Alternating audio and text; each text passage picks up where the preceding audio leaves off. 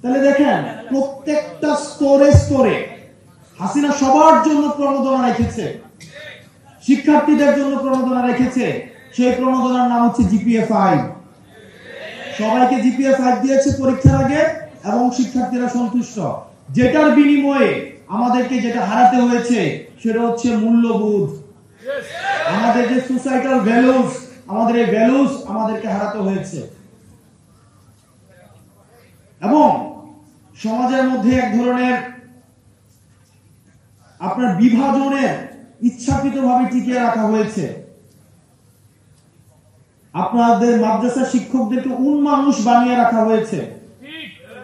একটু মানুষ তবে লেস দেন মানুষ, বুদ্ধিজীবী তবে লেস দেন বুদ্ধিজীবী। এনারা কথা বলবে মাহফিলে কিন্তু টকশুতে না।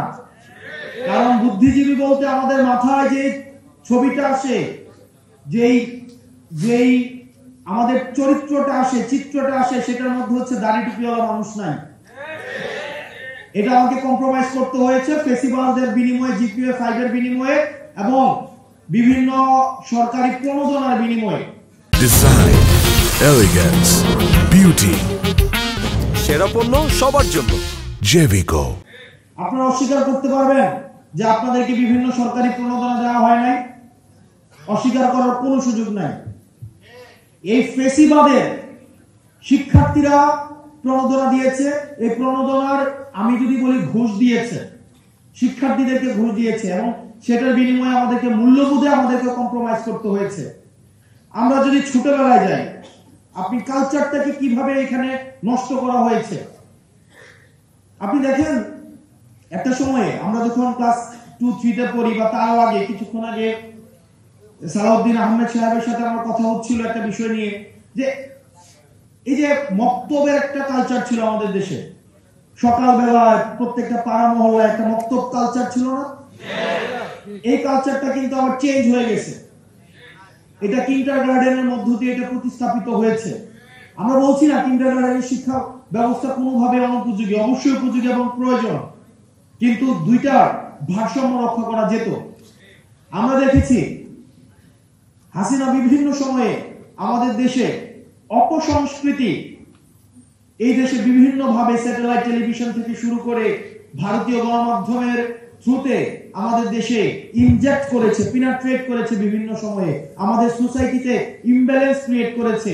আমাদের বাংলাদেশের মানুষের নিজস্ব সত্তা, সংস্কৃতি, আমাদের কৃষ্টি, কালচার, এগুলো আমাদের বাংলাদেশের মানুষের রয়েছে, কিন্তু এই বিষয়গুলো কম্প্রোমাইজ করেছে।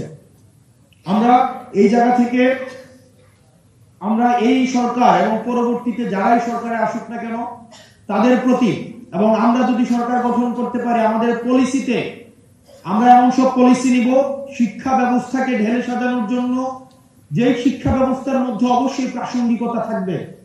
প্রাসঙ্গিকতা, রিলিভেন্স, কিসের রিলিভেন্স? Cultural relevance. আমি এমন কোন শিক্ষা ব্যবস্থা আমি বাংলাদেশে ইন্ট্রোডিউস করতে পারবো না যে শিক্ষা ব্যবস্থা আমার কালচারের সাথে ইনঅ্যাপ্রোপ্রিয়েট।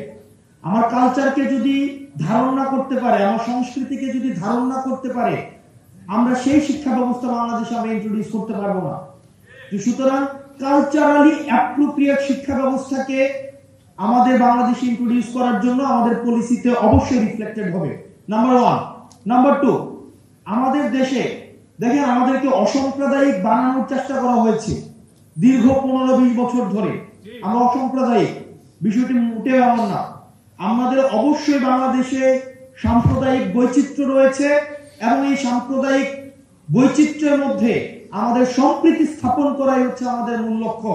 এবং আমরা অসাম্প্রদায়িক রাষ্ট্র না, বরং সাম্প্রদায়িক সম্প্রীতির ভিত্তিতেই আমাদের রাষ্ট্র পরিচালিত হবে এবং সেটির রিফ্লেকশন আমাদের শিক্ষা ব্যবস্থার মধ্যেই থাকবে। এবং আমাদের শিক্ষা ব্যবস্থার মধ্যে এমন কিছু থাকবে না যেটা আমাদের সংস্কৃতির সাথে যায় না, যেটা আমাদের ধর্মীয় মূল্যবোধের সাথে যায় না, যেটা বাংলাদেশের বাস্তবতার সাথে যায় না, যেটা আমাদের বাংলাদেশের কৃষ্টি এবং কালচারের সাথে যায় না, এবং যেটা সাম্প্রদায়িক সম্প্রীতির মধ্যে ইমব্যালেন্স ক্রিয়েট করে। এমন শিক্ষা ব্যবস্থা আমরা কখনোই আমাদের দেশে শিক্ষা ব্যবস্থার মধ্যে আমরা কখনোই প্রাসঙ্গিক রাখবো না। আমরা এই জায়গায় একটু কথা বলবো, সেটি হচ্ছে আমাদের এখানে যারা বসে আছে আমাদের অনেক দায়িত্ব রয়েছে। আমাদেরকে সংখ্যায় আমরা মুসলমান অনেক বেশি, বাংলাদেশে মুসলমান বেশি না সংখ্যায়, সুতরাং দায়িত্বটা আমাদের বেশি।